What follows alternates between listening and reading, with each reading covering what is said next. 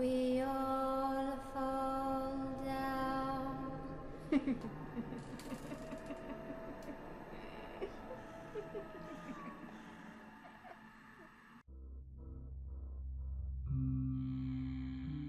Alors c'est bon, il est allumé, c'est parfait. Professeur Slorvan, nous sommes actuellement le vendredi 3 novembre 2023 et nous partons, moi et mon équipe, direction la Sibérie. Et j'ai envie de dire, enfin, après toutes les démarches administratives que j'ai dû faire, les autorisations à tel et tel endroit, le foutoir pas possible que ça a été, mais enfin, j'ai réussi à avoir tout ce qu'il fallait pour aller dans cette Sibérie et partir à la chasse aux mammouths. Oui, ça paraît tellement débile dit comme ça. En fait, c'est venu de tous ces trucs qu'on voit en ce moment. Ça s'appelle comment déjà cette application Tuk Tuk, Tac Tuk, Tic, oh qu'importe. Mais dessus on voit plein de gens qui passent cette même vidéo en boucle où soi-disant ils auraient filmé un genre de mammouth qui se promènerait comme ça dans la Sibérie et qui attaquerait les villageois pendant que ceux-ci se promènent tranquillement. Est-ce que c'est possible de faire quelque chose d'encore plus nul? Ils n'ont aucune source, aucune preuve. La seule chose qu'ils possèdent, c'est juste cette horrible vidéo avec une qualité dégueulasse. Et de plus, racontée avec leurs horribles voix synthétiques. Ah, les IA, je vous jure, vivement que ça s'arrête cette mode. C'est vraiment, mais vraiment dégueulasse. Je dispose exactement de 2 semaines. 2 semaines pour prouver que tout ça n'était que des conneries, en allant directement à la source, et prouver au monde entier que non, le mammouth n'est pas revenu à la vie. Oui, il est bel et bien mort. Et en admettant qu'il soit revenu à la vie, non, il ne s'attaquerait certainement pas à des habitants locaux. J'espère au moins que toutes les preuves que je vais apporter sera utile pour en convaincre la grande majorité. Bon, je sais qu'il y aura toujours des sceptiques qui vont dire « Non, c'est pas vrai, c'est un charlatan, il veut pas qu'on y croie, le mammouth existe encore. » Très franchement, c'est des causes perdues. J'essaye même plus de les convaincre quoi que ce soit. Dans leur tête, si le ciel est rose, il est rose. Voilà, point. Essayons déjà de sauver ceux qui peuvent l'être. Ça sera déjà pas mal. Ah, le chauffeur me fait signe qu'on est bientôt arrivé. Bonne nouvelle, j'en avais vraiment, mais vraiment marre de la route. Bon allez, je coupe là. Je reviendrai dès qu'on aura tout installé.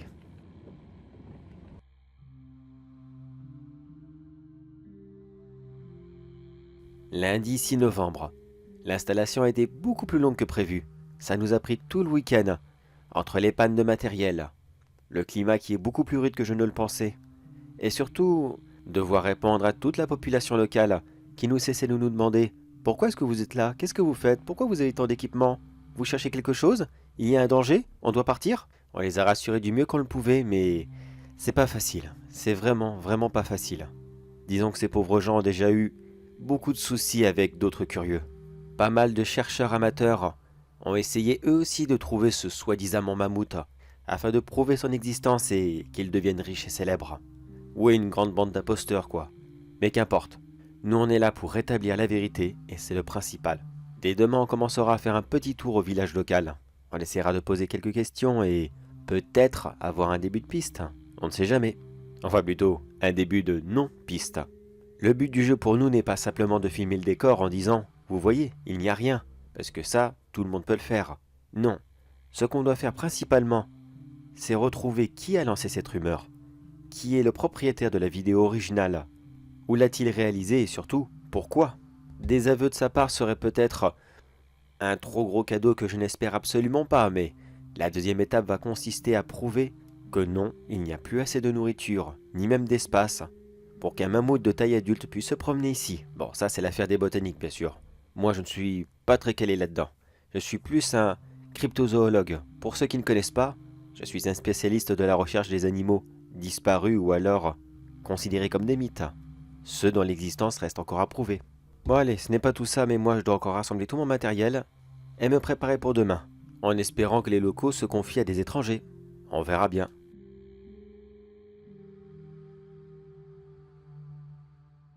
Vendredi 10 novembre. Ça fait une semaine qu'on est là, et ça y est. On a interrogé tous ceux qui voulaient bien répondre à nos questions dans tous les villages locaux.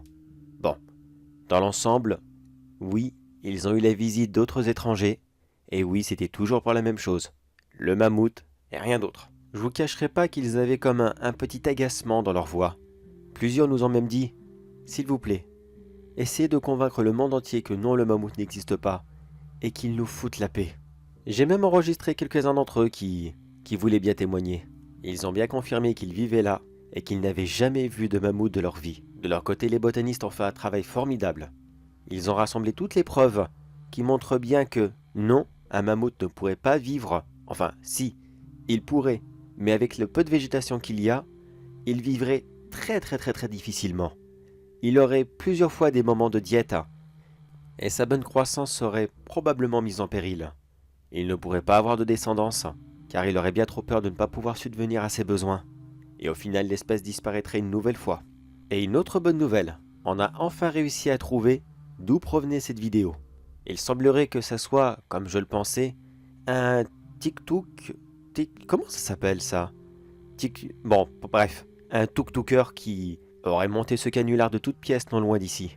Ça serait une tribu nomade qui l'aurait généreusement accueilli au début, et qui finalement, il s'est joué d'eux et a utilisé leur côté très mystérieux, le fait que peu de gens parlent clairement leur langue, et leur vieille tradition pour les faire passer pour des chasseurs de mammouths, et que celui-ci existait encore bel et bien.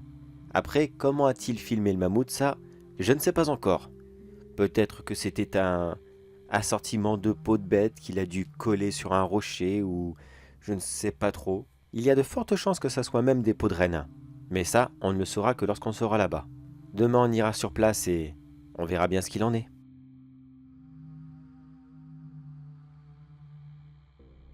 Lundi 13 novembre. On a passé tout le week-end avec eux. C'était des gens vraiment, mais vraiment très agréables. Accueillants, chaleureux, sympathiques. Bon, c'est vrai que j'avais un petit peu de mal à comprendre ce qu'ils disaient. Heureusement, on avait un traducteur avec nous.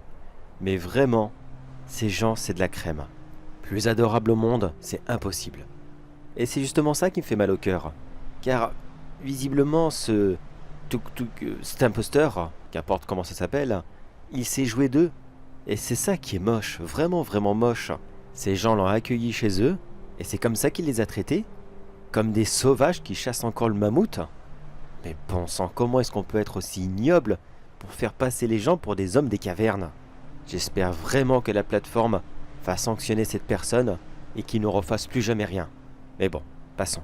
Après plusieurs conversations avec eux, ils m'ont confirmé que oui, ils avaient reçu la visite d'un étranger il y a quelque temps de cela. La personne semblait un peu trop curieuse à leur goût. Bon, comme d'habitude, ils ont été le plus sympathiques possible, mais cette personne est vite partie après avoir filmé des endroits qui semblaient énormément l'intéresser. Ils nous ont montré le lieu exact, et maintenant nous y sommes encore. Bon, je me suis senti vraiment bête, mais je leur ai quand même posé la question, et j'ai même filmé la réponse. Est-ce qu'ils ont déjà vu des mammouths dans le coin? Ils ont bien ri et ils m'ont dit non, je vous rassure, ça existe plus ces bestioles-là. Ça m'a fait mal au cœur, mais je leur ai quand même montré la vidéo, et ils ont été surpris. Ils ne savaient pas du tout ce qu'il avait filmé. Je leur ai demandé, est-ce que c'était possible qu'il avait monté ce canular de toutes pièces, et qu'il n'avait filmé qu'une espèce de grande bâche faite de peau de renne? Ils m'ont certifié que c'était impossible. La peau des rennes ne ressemblait pas du tout à ça, ni même à aucun autre animal qu'ils ont l'habitude de voir dans le coin. Ils n'avaient aucune idée de ce que c'était. Il nous reste encore quelques jours avant de partir. Je leur ai bien sûr demandé si c'était possible de rester ici précisément, afin de faire tourner les caméras en boucle, et d'apporter la preuve au monde que non, dans ce coin, il n'y a rien. Ils ont accepté de grand cœur, et ils m'ont même remercié de leur avoir demandé avant. Car beaucoup ne le font pas, et ça les embête car on dénigre beaucoup leur mode de vie. Beaucoup d'autres personnes les font passer comme cela pour des sauvages, et ça les ennuie car c'est pas vrai. Ils ont juste un mode de vie un peu différent, c'est tout. Ne vous inquiétez pas là-dessus. Une grande partie de mon reportage servira à bien montrer comment ils sont en réalité, et j'espère que ça débuggera tous les mensonges. Bon allez, c'est pas tout ça, mais j'ai à moitié peur qu'une tempête se lève. Il y a de fortes chances, la poisse. On n'a plus beaucoup de temps devant nous, et si on ne peut pas filmer ne serait-ce que 1 ou 2 petits jours, on n'aura pas la preuve définitive. Bon allez, on verra bien qu'est-ce qu'il en est. Moi, j'en reste là pour aujourd'hui. Je vais finir d'installer les caméras, ma toile de tente. Non, je ne suis pas tout seul. Nous sommes 3 à être venus dans ce coin. Les autres finissent quelques petits tests ici et là, afin d'apporter le maximum de preuves. Et nous, on se charge du reste.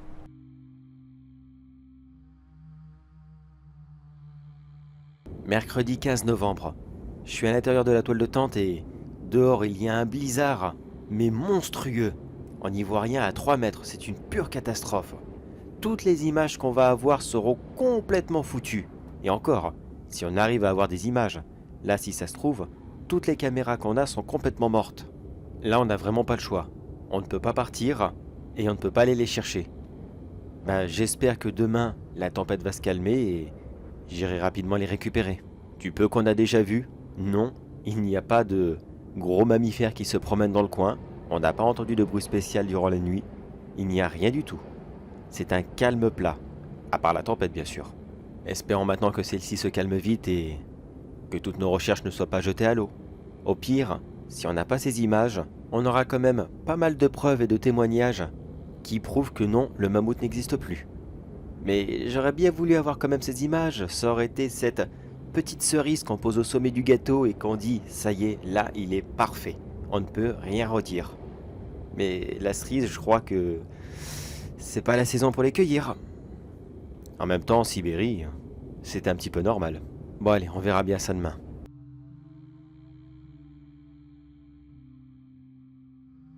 Jeudi 16 novembre. La tempête ne s'est absolument pas calmée et on doit partir à tout prix aujourd'hui. Là, j'attends vraiment à la toute dernière seconde pour essayer de partir, mais non, j'ai vraiment plus le choix. Voyons voir, il est quelle heure? Il est 16 heures. Bon allez, il faut que je sorte dehors pour aller récupérer la caméra, car vu le prix qu'elle vaut, j'ai vraiment pas envie de la laisser sur place. Même si elle a pris l'eau, c'est pas grave, ça se répare. Je vais aller la chercher, mais je vais quand même laisser l'enregistrement allumé. On ne sait jamais, peut-être que, par inadvertance, j'enregistrerai le bruit d'un gros animal. J'y crois pas, mais on ne sait jamais. Bon allez, 3, 2, 1, courage.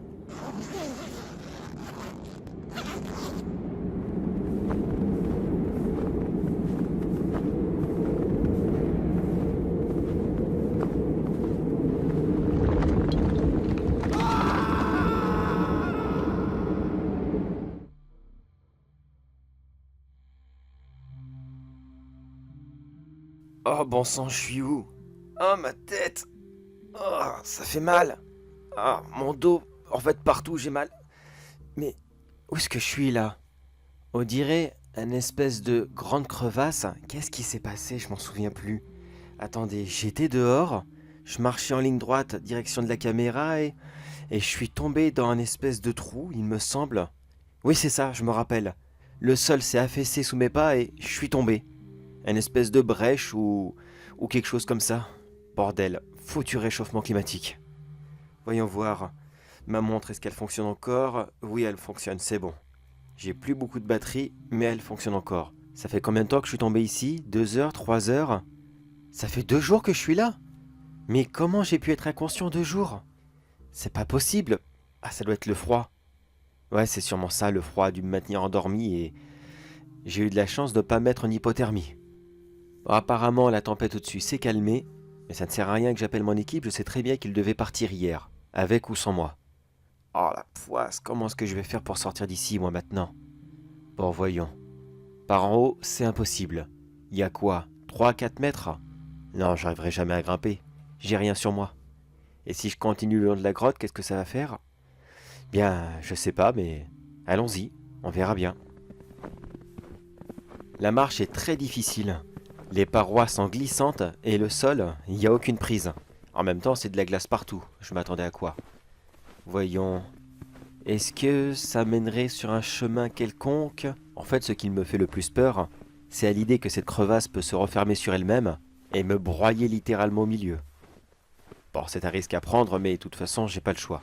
Je vais couper mon enregistrement ici. J'ai vraiment plus beaucoup de batterie et si je peux quand même utiliser mon téléphone pour essayer d'appeler à l'aide, ça serait pas plus mal. Bon allez, de toute façon il me reste combien de pourcentage? 10%. C'est pas beaucoup, mais au moins le froid, ça a le mérite de maintenir la batterie. C'est déjà pas mal. Bon allez, je coupe là, je reprendrai si j'ai besoin.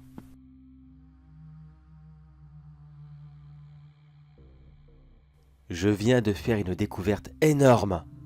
C'est incroyable. J'arrive pas à croire tout ce qu'il y a devant moi. Non, c'est pas des mammouths, non, pas du tout. Mais c'est presque tout comme des centaines et des centaines, des milliers même, de squelettes de smilodons, tigradons de sable si vous préférez. Il y en a partout. Cette espèce de grotte, j'ai continué en ligne droite et je suis tombé dans un endroit plus vraie caverne si vous préférez. Et dedans, il y a des cadavres de smilodons vraiment, mais vraiment partout. J'ai jamais vu un cimetière aussi grand, si vaste. C'est impressionnant. Mais c'est la plus grande recherche qu'on peut jamais faire dans toute la Sibérie. C'est phénoménal, c'est incroyable. Mais comment est-ce qu'ils ont atterri ici? Est-ce qu'en fait les smilodons vivaient comme ça en grosse communauté et qu'ils avaient un système de cimetière comme on l'a cru pour les éléphants autrefois? Mais bordel, ça remet en question tout ce qu'on savait sur les smilodons. C'est vraiment la plus grosse découverte qu'on ne peut jamais faire pour cette espèce. Par contre, il y a un truc qui va pas. Depuis tout à l'heure, je regarde les squelettes. Ceux-ci semblent extrêmement vieux. Vraiment, vraiment très vieux. Mais je vois que là-bas, il y en a qui sont récents. Très récents. Voyons voir. Mais celui-ci, il est mort il y a pas longtemps. C'est difficile à vue de nez de dater quelque chose, surtout dans ce coin du monde, car le froid conserve très bien les corps. Mais vraiment, j'ai l'impression que cette petite dizaine-là, ils ont quoi, 4-5 ans? Mais c'est pas logique. Ça veut rien dire, les smilodons sont morts il y a des milliers d'années de cela. J'espère que tout ça, ce n'est pas un canular. Si ça se trouve, je suis complètement excité pour rien du tout. Peut-être que c'est des bouts de plastique. Peut-être que je suis tombé dans un traquenard pour couillon. Non, je pense pas, mais voyons voir si je tapote et... Qu'est-ce que ça pouvait être? Ça venait de là-bas, du fond de la grotte. Je vais aller voir discrètement. Si ça se trouve, peut-être que ceux qui organisent ce canular, parce que j'ai vraiment l'impression maintenant que c'est un canular plutôt qu'autre chose, peut-être qu'ils sont là actuellement en train d'agrandir leur pièce de théâtre. Voyons voir. Qu'est-ce que c'est que ça? Des smilodons? Vivants? Non. Non, c'est impossible. C'est impossible, je dois rêver.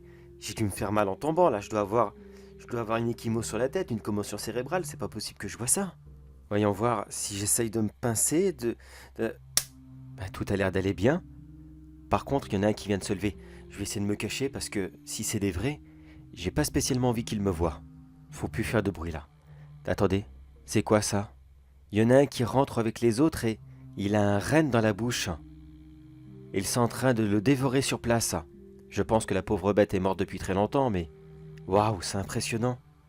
Alors non, c'est vrai. Ils sont tous là et ils mangent. Ils mangent des rennes. Attendez, comment est-ce qu'on peut expliquer ça? Alors, je vois plusieurs détails. Déjà, ils sont maigres. Très maigres.